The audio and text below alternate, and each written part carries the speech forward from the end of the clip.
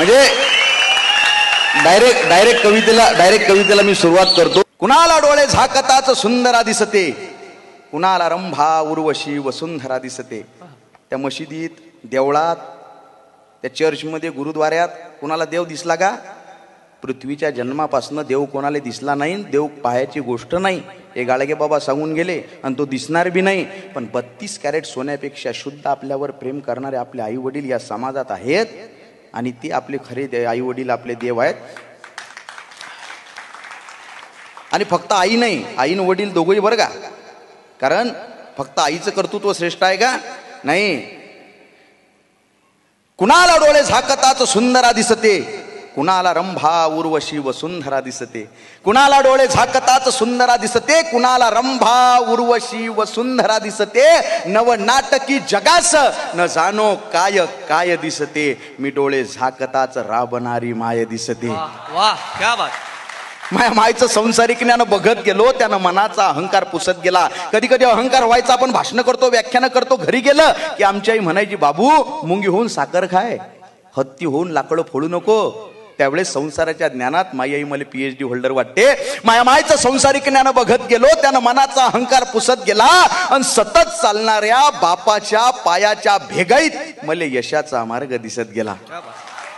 अरे गदगदून हसताना मटकन डोळेवले करणारी माय, गदगदून हसताना मटकन डोळेवले करणारी माय, दुखाचे डोंगर पेलताना सुखाचा झरा तिनच निर्माण करावा आणि आखूड पॅन्ट स्लीपर चप्पल घालून जग जिंकल्याचा अभिमान मा बापानच बाळगावा. अरे दुःखातून सुखाचे क्षण पाखडायले, दुःखातून सुखाचे क्षण पाखडायले आणि गवसलेल्या क्षणात अख्खं जीवन जगायले मले मा माईनं शिकवलं. दुःखातून सुखाचे क्षण पाखडायले आणि गवसलेल्या क्षणात अख्खं जीवन जगायले मले मा मायनं शिकवलं. आणि 40 रुपयाचं फाटकं बनेन घालून करोडो रुपयाची इज्जत कशी कमवाव हे मले मा बापानं शिकवलं.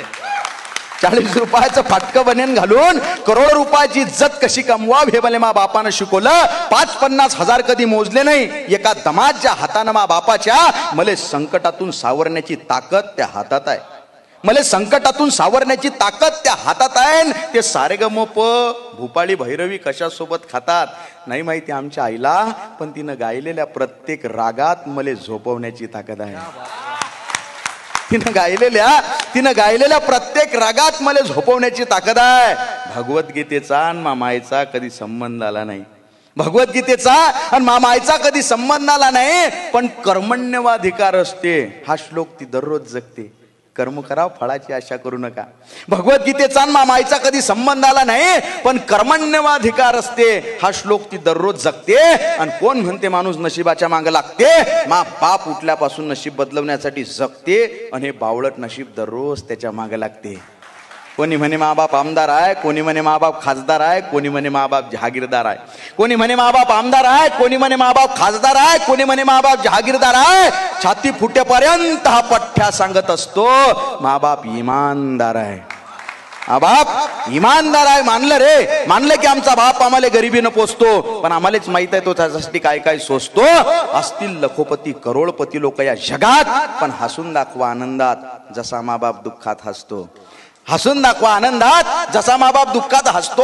कितीतरी सुंदर चेहरे हजारो नजारे पाहिले असतील काळवणलेल्या डोळ्यानं मामायच्या, पण घमंड आहे मले की आजही माझा चेहरा तिला जगात सगळ्यात सुंदर दिसतो.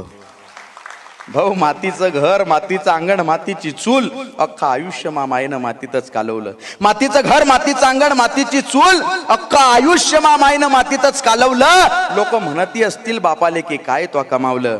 अरे कमावील कसा, अख्खा आयुष्य मा बापानं माणूस बनण्यातच घालवलं. शेवटी नामजप करायले, पूजा अर्चा करायले येळच नाही मामायले. शेवटी नामजप करायले, पूजा अर्चा करायले येळच नाही मामायले. तरी तिच्याच मनात मले खरा ईश्वराप्रती भाव दिसतो. आणि मंदिरात जाणं सोडलं रे मी बी, कारण उन्हानं काळवणलेल्या मा बापाच्या पाठीवरच मले संध्याकाळी देव दिसतो. शेवटी याच मायबापाचं नामस्मरण करत मले मरण येऊ दे आणि दमशील देवात हा चमत्कार होऊ दे. शेवटी याच मायबापाचं नामस्मरण करत मले मरण येऊ दे आणि दमशील देवात हा चमत्कार होऊ दे. तो स्वर्ग, तो मोक्ष तुझा तुलाच राहू दे. तो स्वर्ग, तो मोक्ष तुझा तुलाच राहू दे. पुन्हा फक्त एकदा याच मायबापाच्या पोटी जन्म घेऊ दे, पुन्हा फक्त एकदा याच मायबापाच्या पोटी जन्म घेऊ दे. धन्यवाद.